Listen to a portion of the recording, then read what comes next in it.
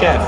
You know, you had to be a good line cook before you try to become like, you know, chef de partie, and the good chef de partie before you become a sous chef, and then after a good sous chef before you become an executive chef. So that's the main difference with that now. Sounds like truly almost rites of passage, if you will. Yeah, almost like an army style, you know, like you have to graduate through the ranks to be able to go up the ladder. I love that. Kitchen is the same way, or at least it used to be.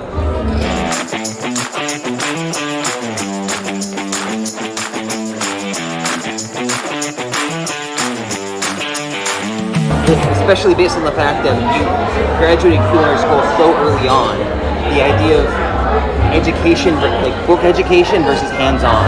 I was hoping you'd expand on that a little bit.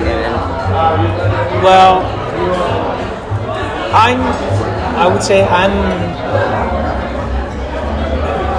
can I put that? Sometimes it's hard to look at the new generation of chefs and being able to understand exactly what they're trying to achieve. Meaning that when I went to culinary school back in the 80s, you know, you wanted to graduate, have like, you know, like a diploma, and then after you wanted to be able to get your food inside the door out of like a 3 Michelin star restaurant, like a very famous place, because you knew that the chef, you were going to be able to learn from him, and that was going to take you to the next chef, that was going to take you to the next chef, you know, because like it's a close-knitted I would say family, so all the big chefs know each other.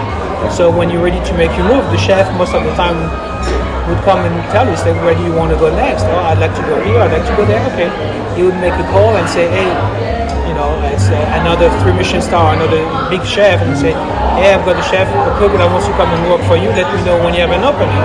And he's actually would be the one putting the word in for you, and that's how you would actually move up.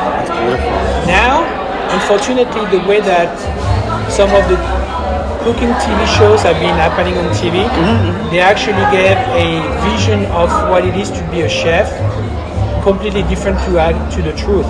So now you have cooks, they go to very famous, very expensive culinary school. They spend a huge amount of money to graduate, and then after 2 years of education, they expect to find position of being executive chef, having very expensive Japanese knife, being cold chef, making over 6 figures and wearing Egyptian cotton jackets with their name embroidered on them, but they don't have the basics. You know, they're trying to, I would say they're trying to learn before they can walk. I see. So I would say the biggest difference with my generation is like you went through all the processes. You didn't try to burn the steps before you actually tried to be a chef. You know, you had to be a good line cook before you tried to become like, you know, chef de partie, and the good chef de partie before you become a sous chef, and then after a good sous chef before you become an executive chef. So that's the main difference with that now. Sounds like truly almost rites of passage, if you will. Yeah, almost like an army style, you know, like you have to graduate through the ranks to be able to go up the ladder. I love that. Kitchen is the same way, or at least it used to be. Thinking about the idea of how some people are, let's say they have higher aspirations too quick, is there one major thing that so many students, is there a common mistake they make when they get in the kitchen? You try to go too fast. Too fast. Take your time. Yeah. You know, find a chef that you feel like, you know, and I mean, New York is, you know, very, very lucky for that, because you got so many great chefs, you know. You're going to talk about, you know, the Daniel Boulu, the Eric Ripper, all those great chefs that, you know, that brought the New York culinary scene to the next level. I mean, Daniel Boulu has been here for 30 years now, and being able to work for those chefs, they're the one that are going to put you on the spotlight. So go work for him, you know, write everything down, test everything, take pictures. I mean, when I started, we didn't have cell phones to take pictures, so it was whatever we could remember and whatever we could write down.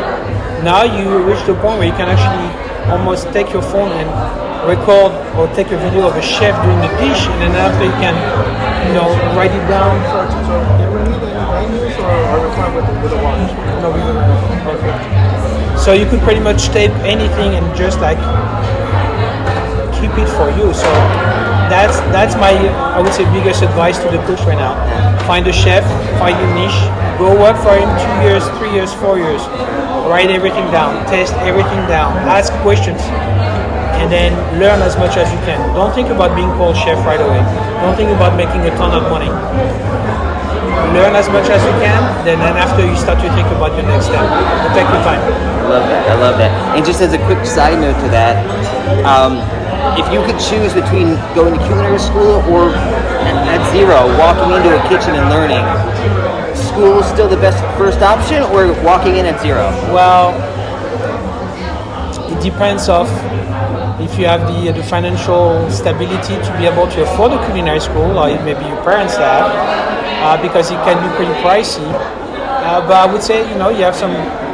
I'm not talking about going to like a very expensive, very famous one, but you can have some good basic training in a culinary school. Get your diploma, because a lot of places want you to graduate or have some kind of a formal education from a cooking college. Then after go see a chef, be ballsy a little bit and say, I just want to learn, I want to work for you, you're the best in the business in your town. You can be in New York, you can be in Chicago or anywhere else. And just say, I want to learn, I want to work for you, and just go for it.